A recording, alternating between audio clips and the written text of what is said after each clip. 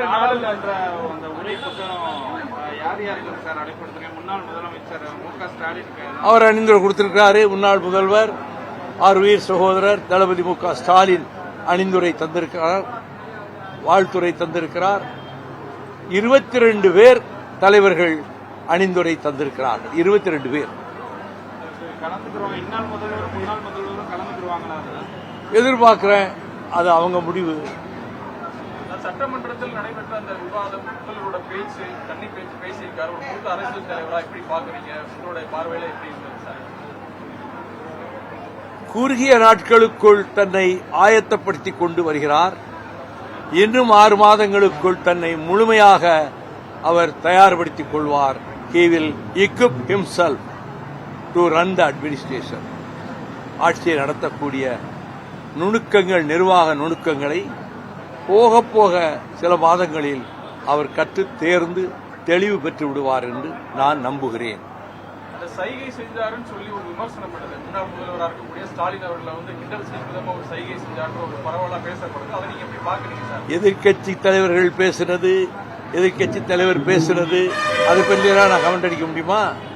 அதுபோலத்தான் அவங்க பேசுனதையும் கமெண்ட் பண்ண விரும்பல, முதல்வர் பேசுனதையும் நான் கமெண்ட் பண்ண விரும்பல.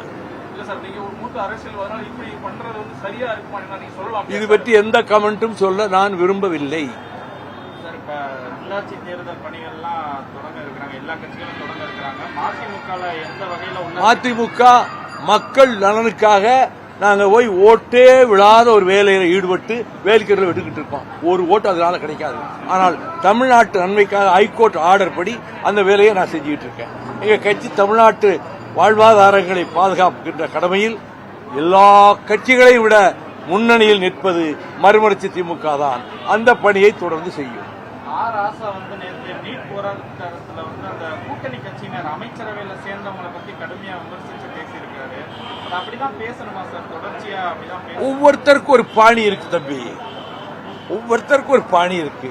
இது ராசாவின் பாணி, அவ்வளவுதான். 2 நாள்ல ஒரு முடிவை சொல்றேங்க. அது 27ஆம் தேதி பொதுக்குழு கூடுகிறது.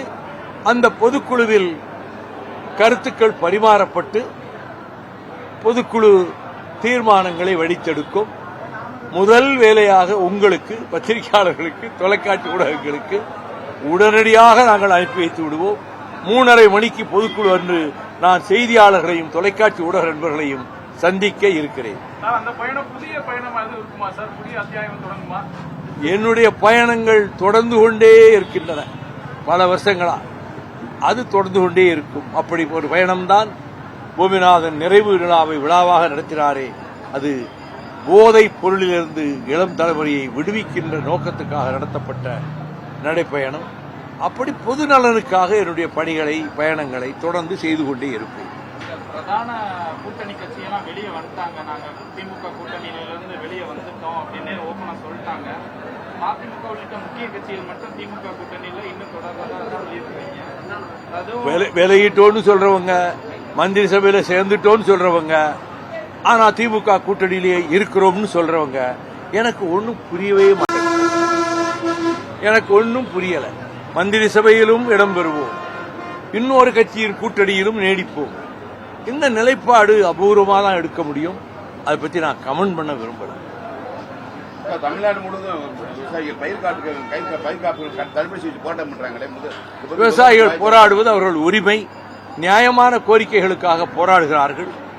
இதை அரசு பரிசீலித்து ஆவண செய்ய வேண்டியது அரசின் கடமை, முதல்வரின் கடமை.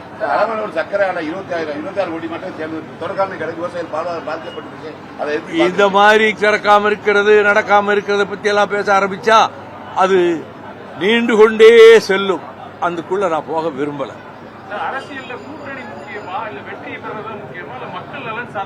மக்கள் நலன்தான் முக்கியம். கம்யூனிஸ்ட் கட்சிகள் தொடர்ச்சியா டிவிகே கவர்மெண்ட்ல போயிட்டாங்க. இருந்தாலும் அவங்க விமர்சனம் இப்ப கூட டிவிகேவே வைக்கிறாங்க. திமுகவே தொடர்ந்து அவங்க அதிமுக கூட்டணி வைக்க வராங்க, அதிமுக கூட்டணி வச்சிருந்தாங்கன்னு பேசக்கூடிய காரணம் எதனால சார்? ஏன்னா உங்களுக்கு பிடிக்கலன்னா வெளியே வந்துடலாம் இல்லையா? அது வெளியில வர்றதுக்காண்டி விமர்சனம். அவங்க கூட்டணியில இல்லைன்னு சிபிஎம் அறிவிச்சிருச்சு. திமுக கூட்டணியில இல்லைன்னு வீரபாண்டியன் சிபிஐ அறிவிச்சிட்டாரு. கூட்டணியில் இல்லைன்னு சொல்லிட்டாரு. அவங்க கருத்துக்களை சொல்லிட்டு இருக்காங்க. ஆமா சார். ஆனா சொன்னாலுமே வந்து அவங்க அதிமுக கூட்டணி வைக்க முயற்சி பண்ணாங்க. தேர்தலில் வந்து வெற்றி பெறது முக்கியம். அதுக்கப்புறம் தான் மக்கள் எல்லாம் சார்ந்து செயல்பட முடியும். வெளியே வந்ததுக்கு அப்புறம் திரும்ப அவங்க அதிமுக கூட்டணி வச்சாங்க. ரெண்டு கட்சியோட பிரதானம் வந்து வெற்றி பெறணும்ன்றதுதான். ஆதரவு கொடுத்திருக்காங்கல்ல அரசுக்கு. ரெண்டு கம்யூனிஸ்டுகளும் இந்த அரசுக்கு, தாவேக அரசுக்கு ஆதரவு கொடுத்திருக்காங்கல்ல. அது வெளிப்படையத்தான் கொடுத்திருக்காங்க. எப்பயுமே அரசியல் எதிரிக்கு எதிரி நண்பா தான் சார் இருக்கு. அதிமுக திமுக அவங்க நிலைப்பாடு எடுத்தது எப்படி தவறுன்னு சொல்ல முடியும் சார்? அதிமுக ஆட்சி அமைக்க திமுக ஆதரவு கொடுக்க முனைந்தது உண்மையாக இருக்குமானால் அதைவிட அரசியல் மோசடி இன்னொன்று இருக்க முடியாது. இல்ல அது உண்மையா இல்லையா சார்?